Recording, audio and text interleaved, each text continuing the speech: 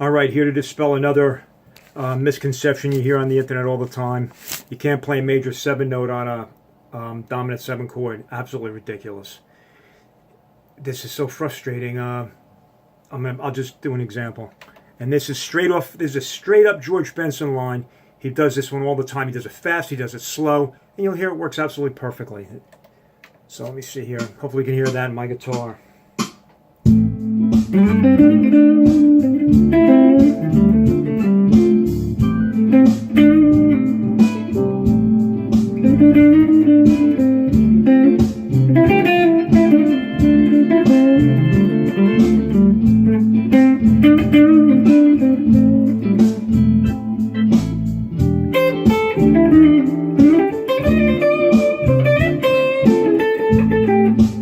Here we go.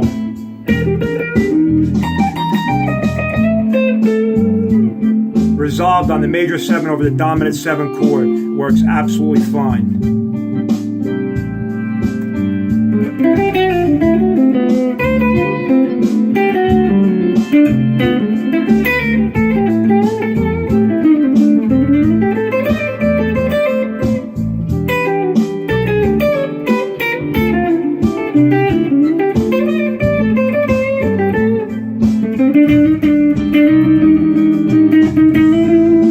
Blues line, I held on that major 7 over the dominant 7. Worked fine. There you go. There's a million examples in jazz. Just listen and transcribe. It's all over the place. Like John is talking about, you can't, of course, on a chord where you're holding it.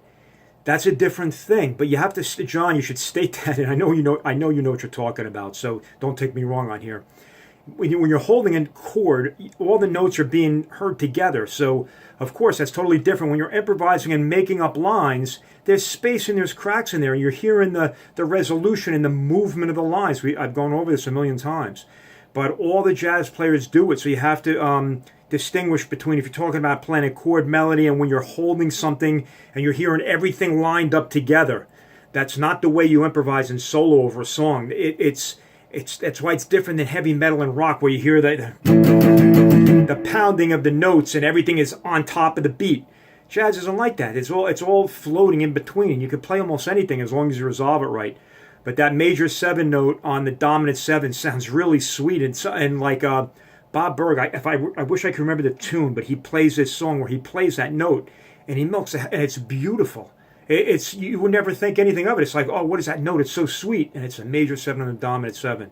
So there you have it. I just played 2 clear examples of where I'm actually resolving on that major 7 over the dominant 7 and then resolving up, and it sounds absolutely fine. So there you have it.